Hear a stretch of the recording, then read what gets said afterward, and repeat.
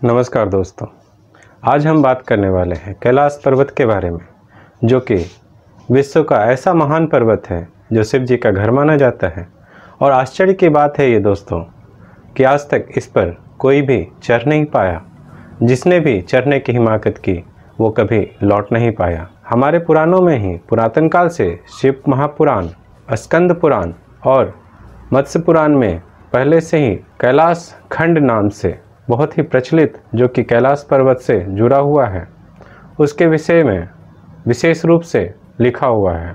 कैलाश पर्वत एक ऐसा पर्वत जो आश्चर्यों से भरा हुआ है, जहां पर आज तक कोई चढ़ नहीं पाया। एवरेस्ट जो सबसे ऊंची चोटी मानी जाती है, जिसकी ऊंचाई 8,848 मीटर है, उस पर अब तक 7,000 लोगों ने चढ़कर अपना लक्ष्य पूरा किया है। कैलाश पर्वत जो आज के डेट में तिब्बत में पड़ता है, जहाँ पे चीन सरकार की अथॉरिटी चलती है, वहाँ पर चढ़ना असंभव है।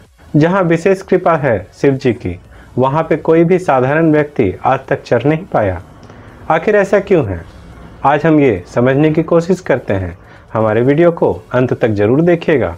ऐसी बहुत सी रहस्य की बातें आपको जानने को मिलेंगी, जिससे आपको आश्चर्य होगा कि एवरेस्ट जो हमारी सबसे ऊंची चोटी मानी जाती है, जिसकी ऊंचाई 8,848 मीटर है, उस पर अब तक 7,000 लोगों ने चढ़ाई कर चुकी है। आज तक जिन भी वैज्ञानिकों ने कुछ भी बताया है या किताबों में लिखा है, आज आपको मैं उन सब बातों के बारे में बताना चाहूँगा। तो ध्यान से देखिएगा दोस्तों इस वीडियो को अंत तक, और जिससे आपके जानकारी में बहुत सारी बढ़ोतरी होगी कि कैलाश पर्वत इतना महान पर्वत क्यों माना जाता है और आज के दिन उस पे चढ़ना निषिद्ध क्यों कर दिया गया है। रूस के एक पर्वतारोही ने जब कैलाश पर चढ़ने की बहुत ही जोरदार तरीके से शुरुआत की थी, परंतु कुछ समय बाद उसे ये लगने लगा कि उसके दिल की धड़कन बहुत ही तेज़ी से बढ़ रही है और उसके बाल और उसके नाखून बहुत तेज़ी से बढ़ने लगे हैं। जहां आमतौर पर जितना नाखून या बाल 2 हफ्ते में बढ़ता है, वहाँ मात्र 12 घंटे में उसके नाखून और बाल बढ़ने लगे थे। उसे अचानक ही बहुत सारा घबराहट होने लगा, जिसके बाद वह चढ़ना बंद कर दिया और उसने कैलाश पे दोबारा कभी चढ़ाई नहीं की। उसके अनुभवों के अलावा भी बहुत सारे वैज्ञानिक और पर्वतारोही हमें ये बताते हैं कि कैलाश पर चढ़ना लगभग असंभव है। तो आइए देखते हैं क्या क्या होता है कैलाश पर्वत के उस शिखर में, जिससे लोग घबराते हैं और डरते भी हैं। और ये ठीक भी है, जहाँ पवित्र आत्माओं का वास है और शिव जी का घर माना जाता है, वहाँ पे चढ़ना इतना आसान तो हो नहीं सकता। तो देखते हैं दोस्तों ऐसी कौन कौन सी बातें हैं कैलाश पर्वत के बारे में जो उस पर चढ़ना नामुमकिन है। आज से लगभग 20 साल पहले एक स्पेन की टीम ने भी कैलाश पर्वत पर चढ़ने का कोशिश किया था। चीन ने उन्हें यह अनुमति दी थी कि वो कैलाश पर चढ़ सके, पर उसमें से कोई भी व्यक्ति कैलाश पर चढ़ नहीं पाया। उन्हें घबराहट होने लगी और मौसम के खराब होने के कारण वो सभी असफल ही वापस लौट गए। उन्होंने बहुत सारा जांच भी किया कि ऐसा आखिर क्यों होता है कि कैलाश पर कोई चढ़ नहीं पाता। उन्होंने यहाँ के तिब्बत के लामाओं से, यहाँ के धर्मगुरुओं से बहुत सारी बातें भी की और उन्होंने अपने लेखन में ये लिखा कि हम उस पर्वत पर इसलिए नहीं चढ़ सकते क्योंकि वहाँ कोई अदृश्य शक्ति हमें चढ़ने नहीं देता। जो भी आज तक कैलाश पर्वत पर चढ़ने के लिए वैज्ञानिक और पर्वतारोहियों ने प्रयास किए, उनका कहना है कि वहाँ जाते ही सबसे पहले उनका कंपास काम करना बंद कर देता है। उन्हें दिशा भ्रम होने लगता है कि आखिर किस ओर से आए थे और किस ओर को जाना है। दूसरी बात, एक पर्वतारोही ने जिनका नाम कर्नल विल्सन था, उन्होंने भी चढ़ने का प्रयास किया था कैलाश पर्वत पर उनका यह कहना था कि जब वो कैलाश पर चढ़ रहे थे तो उन्हें ऐसा लगा कि वो सीधी दिशा में कैलाश पर चढ़ सकते हैं, पर कुछ ही दूर चलने के बाद अचानक ऐसा बर्फीला तूफान आया कि उनका रास्ता रोक दिया, जिसके बाद वो चढ़ नहीं पाए। कर्नल विल्सन को ऐसा लगा कि ये तूफान तो मुझे चढ़ने नहीं देगा और साथ ही उनकी तबीयत भी खराब होने लगी।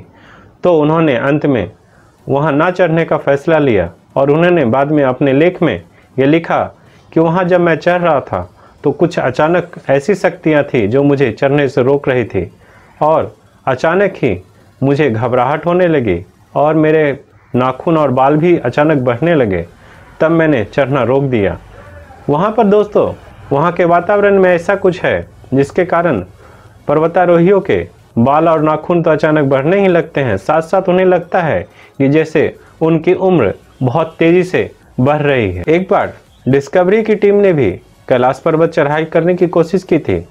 डिस्कवरी की टीम जब यहाँ आई, उन्होंने पूरी शक्ति लगा के पूरे जोर शोर से कैलाश पर्वत पर चढ़ने का प्रयास किया, पर उस टीम में से कोई एक भी व्यक्ति कैलाश पर चढ़ने में सफल नहीं रहा। सबका यह अनुभव था कि कोई एक ऐसी शक्ति है जो उन्हें कैलाश पर चढ़ने से रोक देती है, और वो खाली हाथी बिना कैलाश पर्वत पर चढ़े वापस चले गए। 2001 के बाद कैलाश पर्वत पर चढ़ने की आज तक किसी ने कोशिश नहीं की, और आज के डेट में कैलाश पर्वत पर चढ़ना निषिद्ध कर दिया गया है, मतलब बैन कर दिया गया है।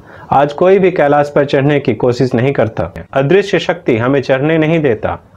वहाँ के लामाओं का ये कहना था कि यहाँ के अदृश्य जो तपस्वी हैं या जो तप कर रहे शक्तियाँ हैं, वो टेलीपैथी द्वारा उनसे बातें भी करती हैं और उन्हें दिशा भी बताती है कि उन्हें कैसे आध्यात्म में आगे बढ़ना चाहिए। 1999 में ऋषि वैज्ञानिकों की एक टीम ने, जिसमें बहुत सारे भौगोलिक शास्त्र के वैज्ञानिक और डॉक्टर की टीम्स और पर्वतारोही शामिल थे, जिसमें एक रूसी डॉक्टर नेत्र विशेषज्ञ अर्नस्ट मुलादिशिफ ने ये बात अपने किताब में भी लिखी थी कि कैलाश पर्वत 100 छोटे पिरामिडों से मिलकर बना है।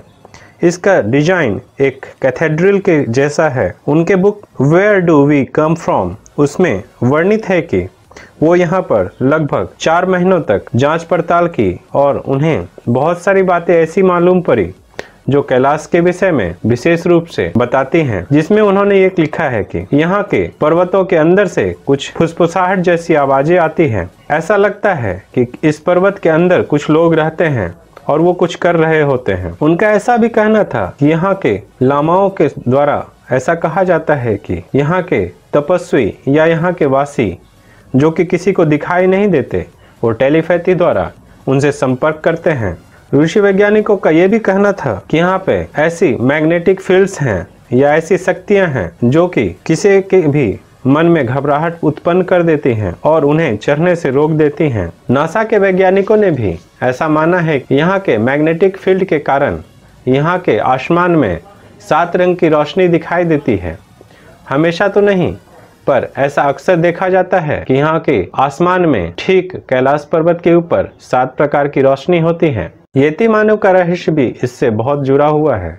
येती मानव, जिसे बहुत लोग भूरा भालू या हिम मानव भी कहते हैं, तिब्बत में स्थित कैलाश पर्वत श्रेणी, इसके पश्चिम में तथा दक्षिण में मानसरोवर और राक्षस झील हैं, जो कि नकारात्मक और सकारात्मक ऊर्जा को दर्शाती हैं। यहाँ की 4 नदियाँ चारों दिशाओं से निकलती है। यह महत्वपूर्ण नदियाँ ब्रह्मपुत्र, सिंधु, सतलुज इत्यादि हैं। तिब्बत में इसे एक और नाम से जाना जाता है, वो है गांग-रिपोचे, और कैलाश तीर्थ जो कि विख्यात है, इसे अष्टापद, गण पर्वत और रजतगिरी नाम से भी जाना जाता है। यहाँ के विशेष आकर्षण में मानसरोवर झील है, जो कि मीठा पानी का सर्वोच्च झील माना जाता है, और राक्षस झील जो खारे पानी का सर्वोच्च झील माना जाता है। भगवान ऋषभदेव ने भी यहीं से निर्वाण प्राप्त किया था। कई वैज्ञानिकों ने ये कहा है कि हिमालय पर्वत, उसमें से कैलाश पर्वत सारे 10 दिशाओं का केंद्र बिंदु है और हमारे पृथ्वी का भी केंद्र बिंदु है, जहाँ से सीधे ब्रह्मांड से संपर्क किया जा सकता है। यहाँ से ठीक उत्तर में उत्तरी ध्रुव और ठीक दक्षिण में दक्षिण ध्रुव बराबर दूरी पर पाया जाता है। यह हिंदू, जैन, सिख, बौद्ध धर्म का केंद्र माना जाता है। मनुष्य के शरीर का केंद्र नाभि को माना जाता है, उसी प्रकार इस संसार का केंद्र कैलाश पर्वत को माना जाता है। इसका आकार भी विशेष रूप से वैज्ञानिकों के लिए आकर्षण का केंद्र है। बहुत सारे वैज्ञानिक ऐसा मानते हैं कि यह 100 पिरामिडों से मिलकर बना है और इसे किसी व्यक्ति द्वारा बनाया गया है। यह कंपास के 4 बिंदुओं से केंद्र में मिलकर बना हुआ है, जैसे एक पिरामिड हो। यहाँ पर सिर्फ पुण्यात्माएं ही रह सकते हैं। ऐसा माना जाता है कि यह इतना पवित्र स्थान है कि मात्र पुण्यात्माएं ही यहाँ पर वास कर सकती हैं या इस पर चढ़ सकती हैं। तो आज ये ऐसी बहुत सारी बातें हैं दोस्तों, जो एक वीडियो में सारी बातें तो ठीक से नहीं बताई जा सकती, फिर भी कुछ कुछ मुख्य बातें मैंने इस वीडियो में बताई हैं। और इसके बारे में जानकारी करने के लिए आप इंटरनेट पे सर्च कर सकते हैं।